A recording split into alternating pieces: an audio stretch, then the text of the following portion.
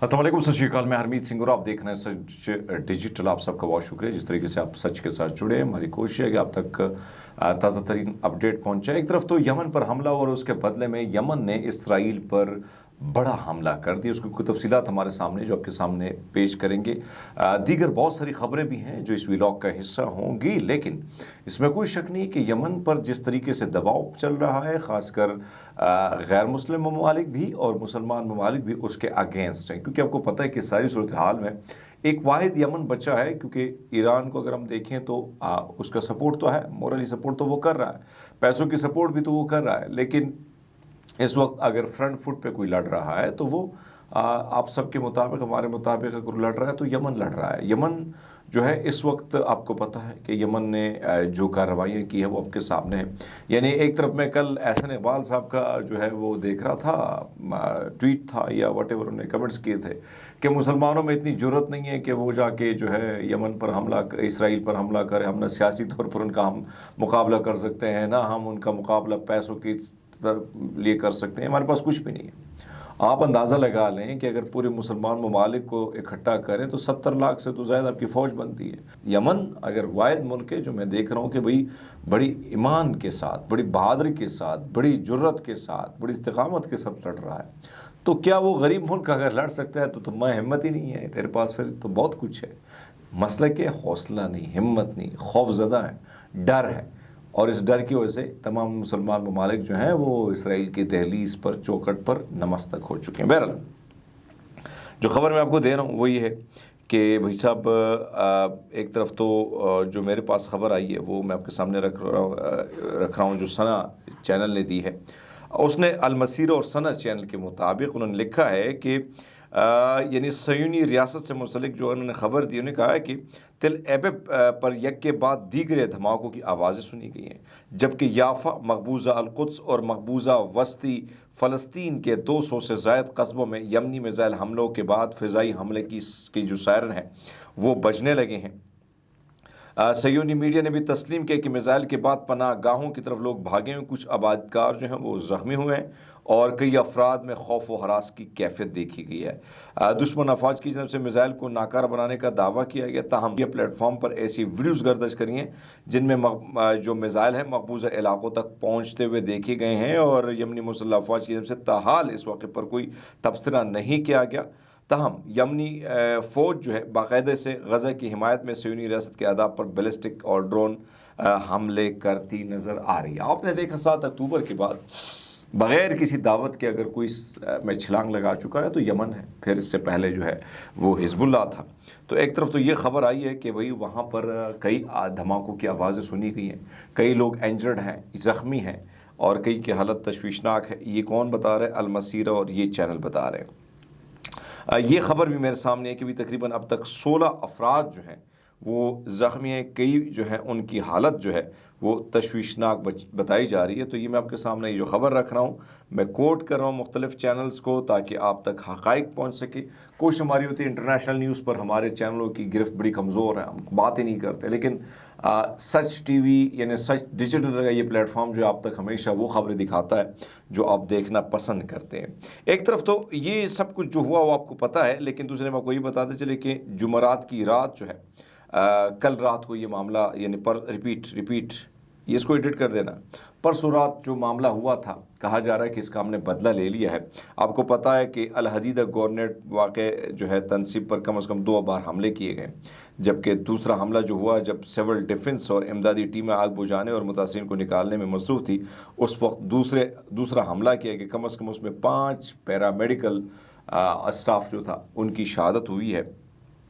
तो ये मामला भी चल रहा है आपके सामने मैंने रखा, क्योंकि उसके बाद फिर आपको पता है फ़लस्तीन इंफॉर्मेशन और अलमनार टीवी के मुताबिक इस हमले में अब तक तकरीबन कम से कम 38 अफराद हलाक और 126 ज़ख्मी हो चुके हैं। ये चूँकि ये हमला था, मैंने ये ख़बर इसलिए आपके सामने रखी कि 2 ख़बरों को जोड़ा जाए। एक तो नाज़रीन आपको पता है कि हमारे चैनल में तो ब्रेकिंग न्यूज़ चल जाती, चीज़ें सामने आ जाती हैं, लेकिन जो इस वक्त आप बाहर की दुनिया मिडल ईस्ट से खबरें आना थोड़ा सा रुक भी जाती हैं, थोड़ा लेट भी हो जाती है, लेकिन ये खबर तो आई थी। इसको जोड़ने का मकसद ये कि यमन पर हमला हुआ, यमन ने उसके बदले में इसराइल पर हमला किया। तो यमन की तरफ से वही कहा गया हमेशा की तरह कि भाई साहब इन्होंने जो मिसाइल गिराए ना वो आपके सामने रख लेते हैं। वो कहते हैं कि भाई साहब हमने जो फ़लस्तीन में बैलिस्टिक मिसाइल गिराया और एक और गिराया ड्रोन, जिसकी वजह से ये हालात बन चुके हैं। तो असल में पहला हमला उन्होंने किया था, अब उन्होंने कर दिया। तो ये सिचुएशन वहाँ पर चल रही है जिसमें हम आपसे कहें कि भाई साहब ये हालात वहाँ पर बदस्तूर ठीक होने के बजाय ख़राब होने की तरफ जा रहे हैं, जिससे मैं आपको बताता चलूँ कि सूरत हाल इंतहाई वहाँ पर गंभीर हो चुकी है। और दोनों मुल्कों के दरमियान, क्योंकि आपको पता है कि शाम में भी मुख्तलिफ ग्रुप्स निकल आए और उस ग्रुप्स में अगर आप देखें तो वहाँ पर भी हालात वैसे नहीं है जिस तरह के हम सोचते हैं, और हालात वैसे हो भी नहीं सकते, क्योंकि आपको पता है कि मैं तो इन इलाक़ों को बड़े बखूबी जानता हूँ, क्योंकि आपको पता है कि भाई वहाँ पर मुख्तलिफ ग्रुप्स हैं, मुख्तलिफ लोग हैं, और फिर मुख्तलिफ कबाइल हैं, कबाइली लोग हैं।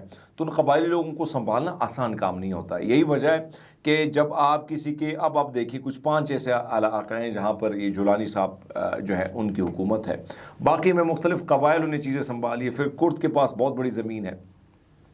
तो इस सारी सिचुएशन को अगर आप देखें तो शाम के मामले पे भी मैं ये नहीं कहूँगा कि वहाँ पे आसानी से रिजीम चेंज होने के बाद आरामदेह माहौल होगा, ऐसा नहीं हो सकता, चीज़ें बदल सकती हैं। दूसरे, हमास ने एक नया बयान दिया है। हमास ने कहा है कि इसराइल की ताज़ा तरीन जंगबंदी के जो तजवीज़ है उसको हम मुस्तरद करते हैं। इस बात पर ज़ोर उन्होंने दिया कि किसी भी मुआहदे के लिए ज़रूरी है कि गज़ा पर इसराइल जारियत का मुस्तकिल ख़ात्मा हो, इसराइली अफवाज मुकम्मल तौर पर गज़ा से निकले, जबरी बेदखली फ़लस्तीनी की वापसी मुमकिन बनाई जाए, तमाम फ़लस्तीनी कैदियों की रिहाई अमल में आए। इसराइल ने ताहाल इन मुतालिबात को तस्लीम नहीं किया।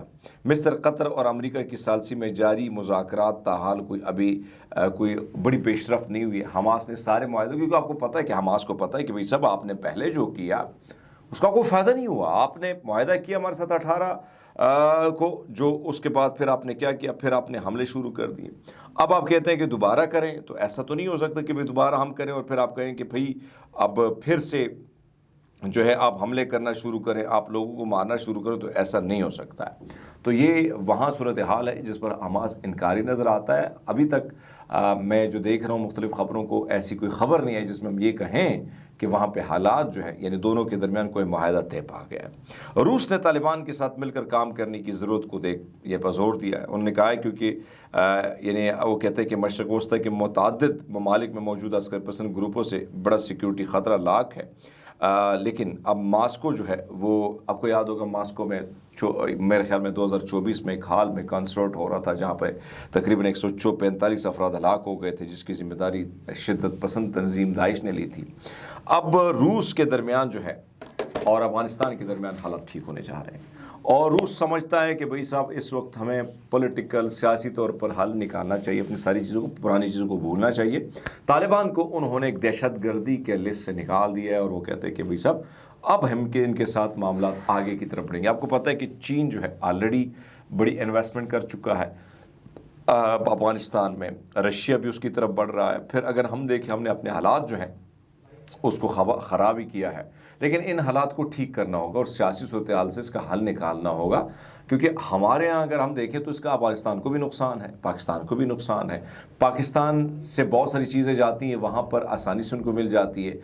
समुंदर का रास्ता ना होने की वजह से, बहुत सारी चीज़ों की दूरी की वजह से जो है पाकिस्तान को उनकी कमज़ोरी है, हमारी भी बहुत सारी कमज़ोरी है। तो मेरे ख़्याल में हमें चीज़ों को देखना होगा और हालात बेहतर की तरफ लेके जाने होंगे। अफ़गान तालिबान को भी देखना होगा कि पाकिस्तान में जो दहशतगर्दी हो रही है, उस दहशतगर्दी को के जो मामलात हैं उसको कैसे उसकी जड़ें काटनी है, उस पर भी उन्होंने बड़ा काम करना होगा, ताकि बीच में ये जो दरारें ये ख़त्म हो, जिस तरह दीगर दुनिया कारोबार की तरफ बढ़ रही है जंग जदल से दूर होकर। बहरहाल दोस्तों, अपना बहुत सारा ख्याल रखिएगा। बहुत शुक्रिया।